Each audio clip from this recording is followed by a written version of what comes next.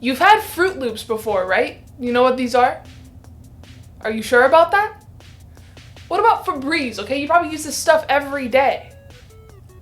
Oh my god. Okay, you don't even have to be a Star Wars fan to recognize the icon that is C-3PO. Do you remember his silver leg? The Fruit of the Looms label. Never had that cornucopia thing. I still can't remember if it was the Bernstein Bears or the Berenstain Bears. Bernstein. I don't know. Or maybe you have a certain childhood memory, but then you go and look back at old family photos and realize that you were remembering it completely wrong. You do in fact have a dad. The phenomenon is named after Nelson Mandela, a South African revolutionary and political leader who was the country's first president from 1994 to 1999. This man won a Nobel Peace Prize in 1993 and was South Africa's first black president. But the Mandela effect isn't named after anything that he necessarily did. Fiona Broom is a woman who made a website documenting her recollection of Nelson Mandela passing away in prison in the 1980s. But if you heard what I just said, you would know that Nelson Mandela didn't die in prison in the 1980s. But this Fiona Broom woman was absolutely convinced that she remembered it happening. She saw it on the news. She even found other people who remembered Nelson Mandela dying in prison when he didn't. And so this really strange multi-personal misunderstanding was dubbed the Mandela effect. But what causes the Mandela effect?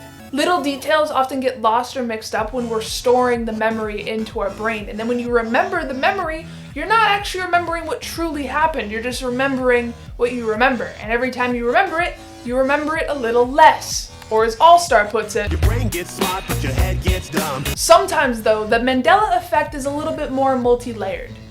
And if your incorrect version of a story somehow matches somebody else's incorrect version of a story, you both end up forgetting that the truth ever even happened. And then you're both just reinforcing each other's lies. Like the Monopoly Man.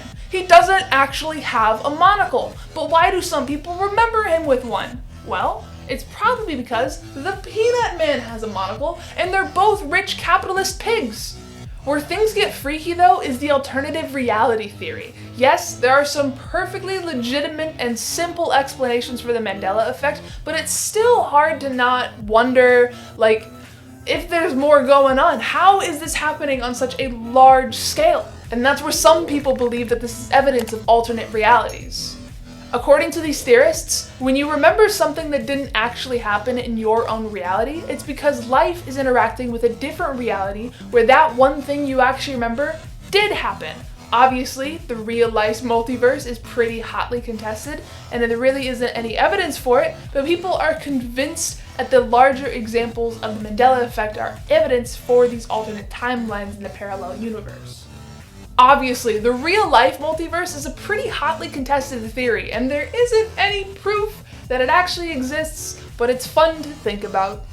And who knows, maybe we're all connected in a weird cosmic way, and if one person thinks or really believes in something, somewhere out there, somebody will be there to agree and disagree with it. Fact and truth, lies and manipulation. But what do you think? Is the Mandela effect just a flaw in our human memory, or is it something bigger? If you enjoyed this video on the Mandela effect, make sure you drop a like again, drop a like just one more time to be sure, subscribe if you're new, and let me know down in the comments how good you think your memory is or isn't. And with that, I'll see you next time.